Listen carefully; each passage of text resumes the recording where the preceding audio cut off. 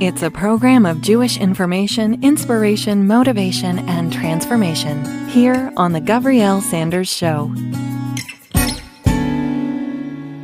Shalom Aleichem Chevre, and welcome. Gavriel here to enthuse your day over the next 28 minutes. By the way, did you know that the word enthuse comes from the Greek en theos, literally to be in God? I think we need more of that. In today's program, we're diving deep in conversation on the challenges of our students on campus. I'm going to introduce you to a fascinating and knowledgeable guest who will enlighten us greatly on the up-and-coming next generation. But first, here's Rabbi Yitzchak Meir Goodman, phoning in this time, to bring us insights into this week's coming Torah portion. Rabbi Goodman, we're listening. Thank you, Gavriel, and shalom, listeners across the planet. We're now at Parshas Bamidbar, heading towards Matan Torah very soon. And the Bamidbar starts with a very interesting midrash, which is discussed by dozens of the Mefarshim. The midrash says that Torah was given with three things: Shloisha Devarim, Mayim, Eish, and Bamidbar, water, fire, and in a desert. So many commentaries have spoken about this. I like especially the Ksaf Sofer and the Meir Shapiro. Ksaf Sofer, who was the son of the Chassam Sofer, discusses it in this way. He says, what is water? You know that water runs down to the lowest level it can find at all times. Therefore, he says, water symbolizes humility, anivus. You want to acquire Torah, anivus is a necessary ingredient in the acquisition of Torah. It is the cornerstone to anybody who wants to reach a high level of Torah attainment. In fact, that's why the Torah was given on a small mountain. Anybody who knows observes that the greatest Talmid Chacham of the world, the greatest, are the most humble and so accessible to people. And indeed, who is the greatest if not Moshe Rabbeinu? And he is described as Anav Mikol Adam, the most humble of all. So that's the symbol of water. Fire, the Navi Yirmiyah says in Perek 23, Kaf Gimel, Halo, Kod Dvari Keish, my word is like fire. The Torah is like fire. In what way is it like fire? Well, fire warms.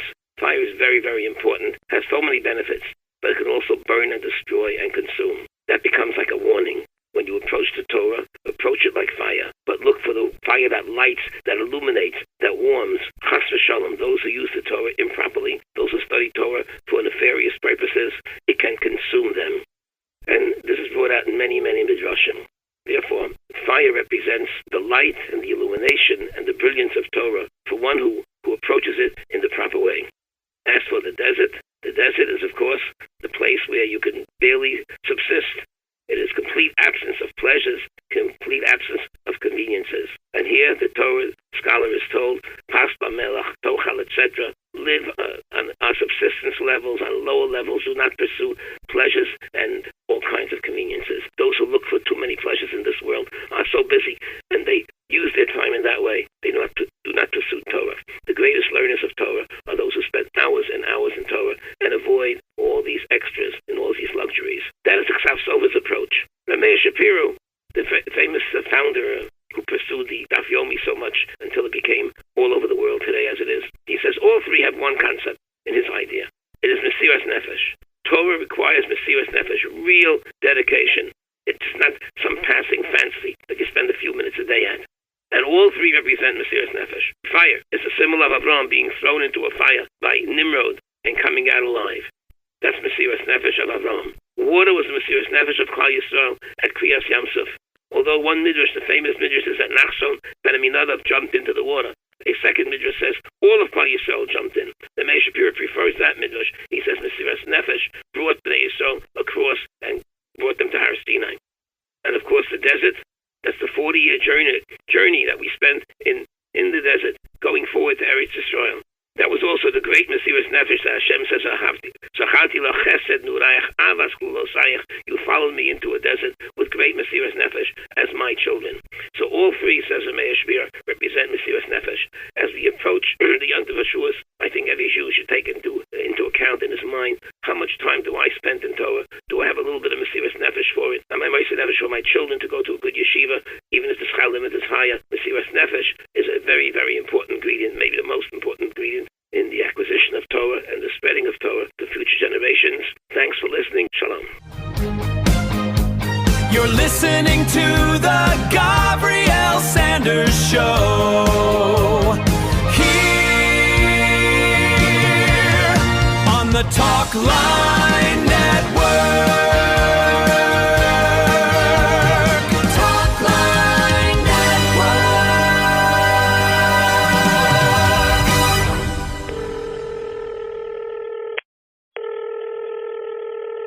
Hello? Gavriel, Yes, Mr. Producer. I heard you're going back on the radio. That's true. Are you gonna have any drama? I'm not sure what you mean. You know, angst. Angst? Yeah, suspense, tension, cliffhangers, like in a Tom Clancy novel or film. That's not what we're about. What about hard-hitting news and controversy? You'll need the ratings. We don't have ratings on this program. A pity. What about humor? Will the program be funny? It depends. Depends on what? On what you think is funny. What do you think is funny? Well, for starters, recording these conversations with you. Gavriel, you said no drama. Now I'm feeling angst. Try a cupcake. They're good for that. This is Susie Fishbein from Kosher by Design, and you are listening to Gavriel. I've come across a resource recently that you need. It's the Debater's Guide to the Middle East Conflict, written by Dr. Stephen Feld. Today, more than ever, you can't afford to be historically illiterate about the origins of the Arab-Israeli conflict, especially considering what's percolating on campuses today. Dr. Feld has encapsulated the backdrop to the conflict in just 25 pages. So if you're a student on campus today, you need this guide. If you're the parent or grandparent or friend or employer of a Jewish student on campus, you need this guide. And it's free. Pause a moment now to send me an email at gavrielradio@gmail.com. That's Gavriel radio@gmail.com. And I'll email this important guide to you. Today's Gen Z is sorely lacking in truth on this subject. So let's stamp out the ignorance by first getting informed ourselves. Email me now, Gavriel radio@gmail.com. Attention college students thinking of a semester abroad? Take the pledge to make Israel your number one choice. Get the details at ipledgeforisrael.org. I mentioned at the head of the program that we're taking a thoughtful look at that demographic called Gen Z, the current cohort of college students. We're talking about Jewish students, of course, but also their Christian allies. And to help us, I wanted you to meet someone who knows a lot more than most of us about this up-and-coming generation. So I'm letting her introduce herself to you in this exclusive interview on the Gavriel Sanders Show. Tamar, shalom. How do you like people to refer to you? So my name is Tamar Schwartzbard, and I have a consulting company called Brandwidth. You work very much in social media. You're closely tuned to the Gen Z culture. I want to help older adults who often misunderstand this demographic. How do students today get information, and what form does it come to them? So I would say that Gen Z is an animal that is extremely hard for me to understand. I'm a millennial. I've always considered myself young, technologically savvy, very much immersed in pop culture. And Gen Z is completely different than anything any of us are experienced with. Gen Z primarily gets their news and forms opinions from two different sources. The first source is from what their friends and peers are saying. It's a generation that is heavily influenced by what they're hearing in their social circles. And the second component is from social media. And when we're talking about social media, we're not just talking about the typical social media that we're familiar with, like Instagram or Twitter or YouTube. We're talking about social media that has also morphed into more traditional media, whether we're talking about podcasts, we're talking about gaming channels, and they're basically creating these opinions and perspectives based on what they're finding on their phones with a touch of a button. Wow.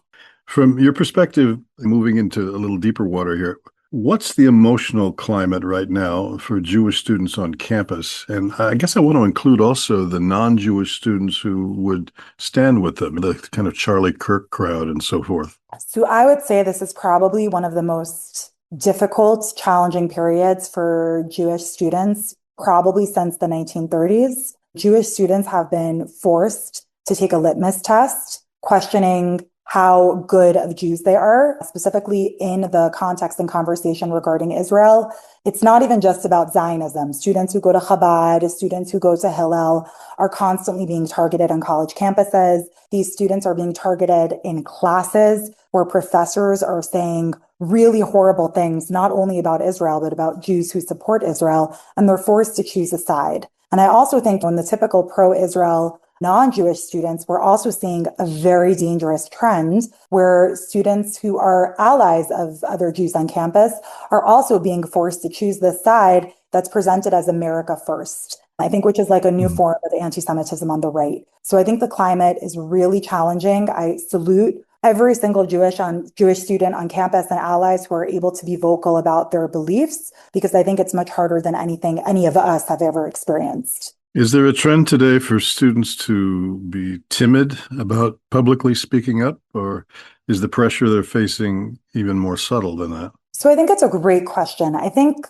there are two kind of paths that these students can take. The first path is the path of least resistance, which is to become timid, to go in their own shells, to be much quieter when it comes to the Israeli-Palestinian conflict, or be less vocal with their Judaism. The other trend we're seeing is what we call the October 8th Jews, who maybe weren't so open about their Judaism before, who are more vocal and loud than ever.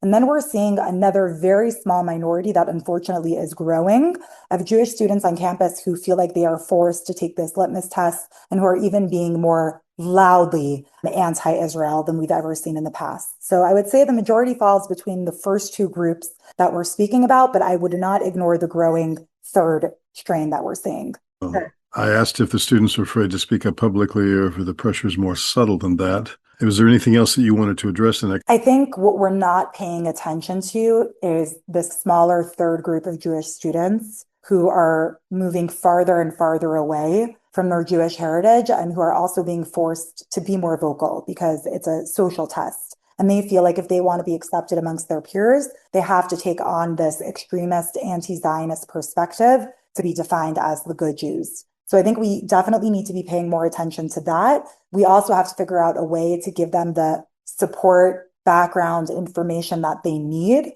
to really understand the geopolitical situation. So who is speaking to them with truth and moral clarity? So I think it's a very serious problem. On the one hand, we do have a growing amount of Jewish influencers or pro-Israel influencers who are very vocal online. I think we've just been dealing with the same influencers over and over again. And I think we need to grow that group and make sure that there are Jewish influencers that they could relate to, who are diverse in their beliefs, diverse in their opinions, diverse in the ways that they look. Because ultimately, at the end of the day, young people want to relate to people who they can see themselves in. And I think we need to do a better job at creating more Jewish influencers. And I'm not just talking about social media influencers. I'm talking about influencers who write books, influencers who are in the music industry, influencers who are academics. This is not strictly contained to social media. Is it fair to say then that the social media is just the delivery mechanism and that we need more diversification of role models that can jump into those channels that the students are paying attention to? That's for sure. But we also have to realize that most of these kids are living their lives on social media, meaning they're no longer two different mechanisms. Social media is a part of everyday life for Gen Z. They take their phones everywhere and they take their phones to the bathroom. Excuse me for saying. Yes, it would be really pleasant if they had a lot of other outlets outside of social media that we can bridge. But at the end of the day, their entire lives are lived on social media. So I think the digital technological sphere does have to be the focus of where we target them, but we have to use other mechanisms outside of social media to give them the support that they need when they're offline. So what would that look like in terms of offering something that they will pay attention to? Because I remember maybe 3 or 4 years ago, I asked a student at Georgetown University how he got his news. And he said, and you would anticipate the answer, TikTok and Instagram. And those were the primary things that he paid attention to.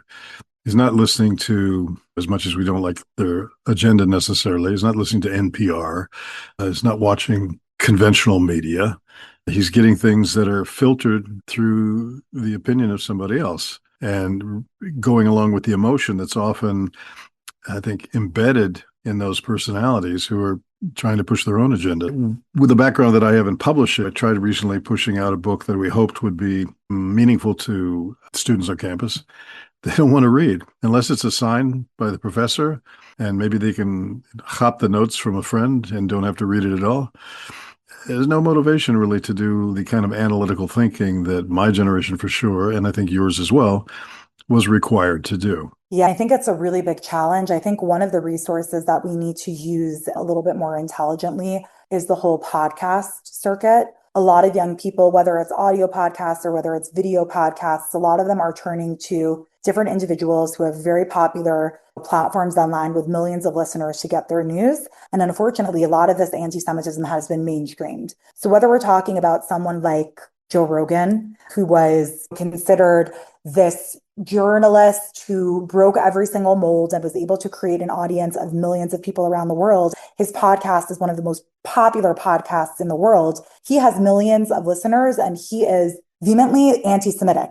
It's not even hidden anymore. Whether you're talking about individuals who were formerly perceived as right-wing, they're no longer right-wing in my opinion, but Tucker Carlson, Megyn Kelly, Nick Fuentes, a lot of these people have become very culturally accepted.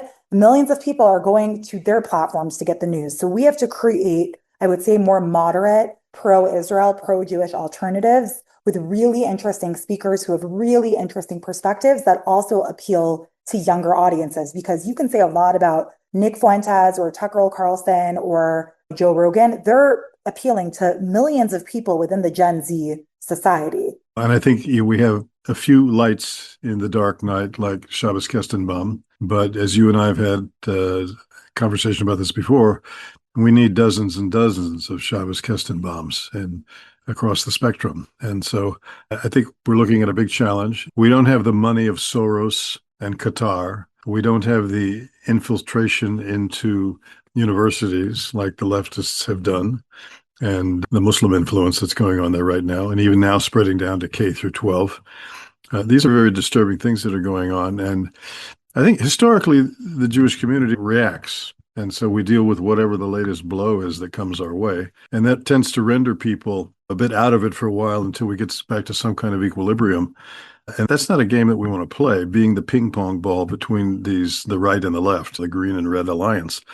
Going back to the issue of, I want to talk about Jewish identity on campus for a minute.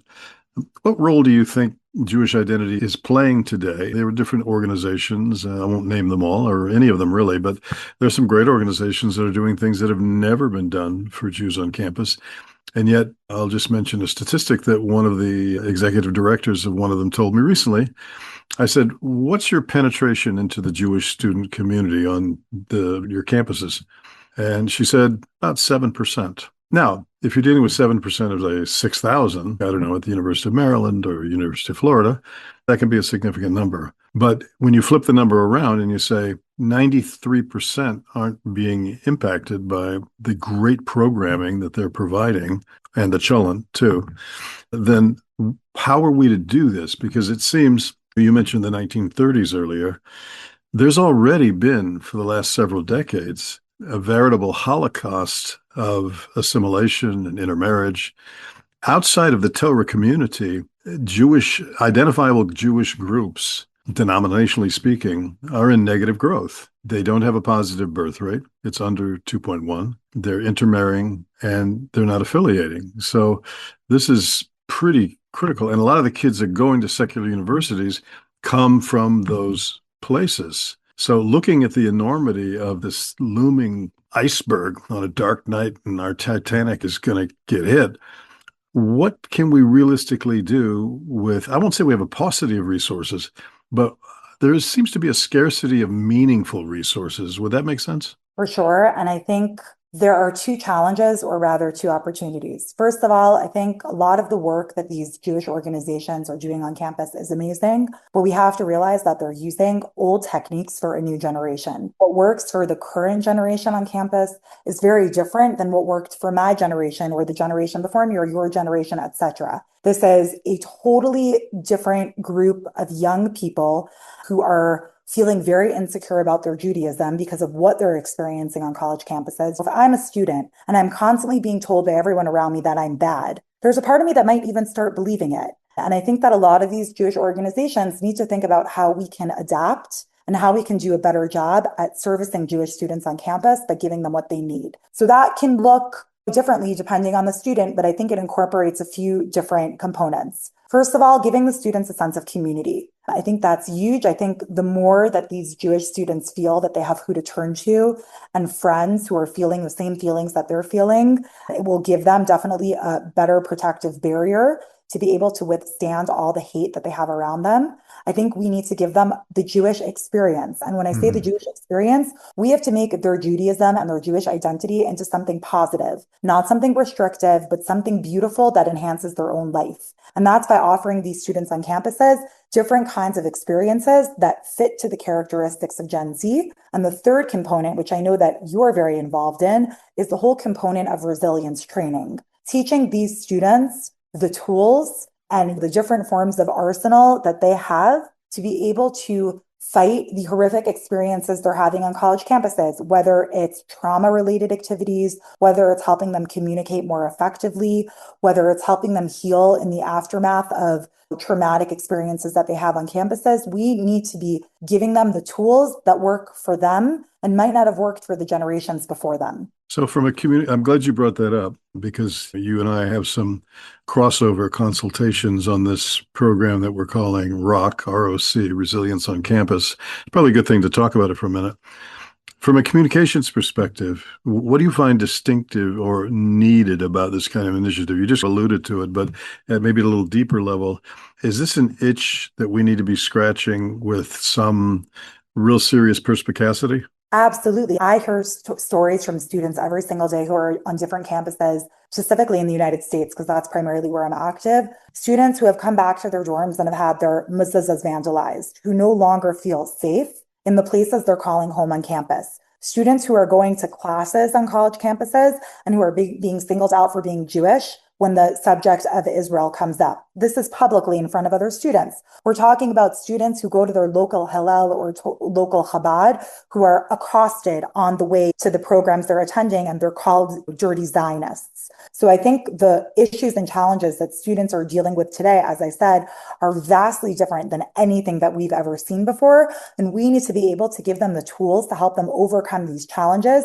and want to stay within their Jewish communities. Because I can speak for myself. If I was a student who was going through these tumultuous, horrific experiences on college campuses, it would be very hard for me to want to stay a part of the Jewish community once I left college because of all the hate I've received. So we need to give them the protective barrier, so to speak, the bulletproof vests on a metaphorical level, so that they can handle everything that's thrown their way and come out stronger once they've gone through these experiences and hold on to their Judaism. So what I hear you saying, if I could encapsulate it, is it's less about fighting anti-Semitism, the reactive model, and more about strengthening the student internally, which would be the responsive model. Is that what you're saying? 100%. I remember a couple months ago, I watched a video of a Chabad woman who was a shlicha on one of these college campuses. And she said she doesn't want to talk about anti-Semitism anymore because they're going to hate us no matter what.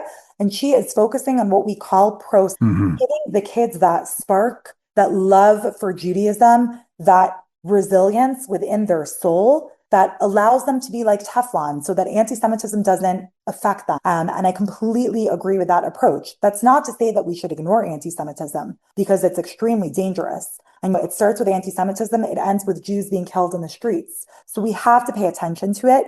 We have to fight it.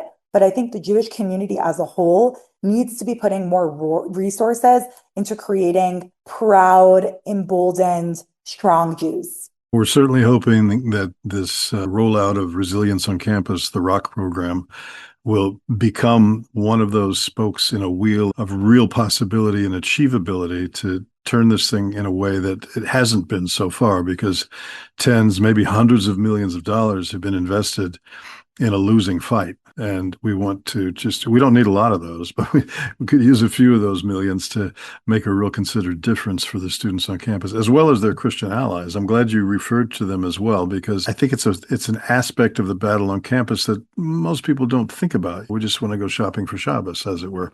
But there are things going on no longer in the deep structure. They're there, but they're now, these weeds are shooting up all over the place that people are going, wow, what happened to my rose garden of wonderful, comfortable life in America? That era seems to be passing. So, I was going to say that I also think that the Christian piece, when we're talking about students and allies and activism, is really important, because for years, I think a lot of us in the Jewish community have taken those allies for granted, and we can't anymore. Because there are serious conversations amongst young Christians. I know that I'm exposed to them every single day just from social media, who are really starting to question their support for other Jews, who are really starting to question their support for Israel. If you look at all of the statistics, even within the evangelical community, we're seeing more and more young evangelical Christians turn their backs when it comes to Israel or question whether they should be as supportive as Israel. So I think it's really important that we invest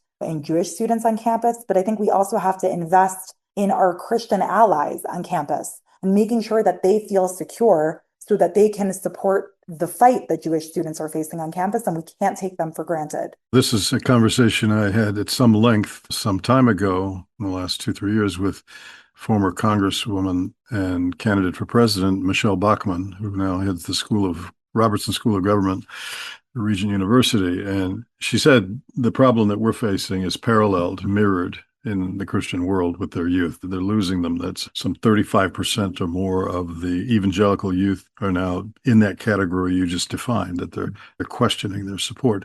In other words, the Christian Zionism of the previous couple generations is not transferring. And so there's a lot of work here to be done, very methodical, thoughtful, and quite frankly, it needs tremendous funding to make that happen. So hopefully people are listening. Their ears are open to something today that they didn't think about, and we've given them food for thought and hopefully inspiration for their feet and hands to get busy with making a difference, because that's really all this program is about. I want mad Jews. I call them making a difference Jews.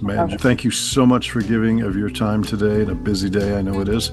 And hopefully we can talk again like this. Very substantive. Thank you. I would love to. Thank you. As you've just heard, there are many action steps needed to make the substance of our conversation today a reality on campus. And I'm working with a talented cadre to create and implement a fresh initiative called ROC, R-O-C, Resilience on Campus. We just referred to it, and I'd like you to know more about it. So take a look at the website, roccampus.com. That's roccampus.com. Our thanks today to executive producer Zeb Brenner of the Talkline Network, to Erin Michelle for her voiceover talent, and to Audionautics for our intro-outro music. Take what you've heard today and go make the difference only you can. Till next week, Kol Tuv. This program showcases people, organizations, and opportunities for making a difference. Tune in next week for another freshly baked edition of The Gavriel Sanders Show. You can reach Gavriel at gavrielradio@gmail.com. That's Gavriel radio@gmail.com. Thanks for listening.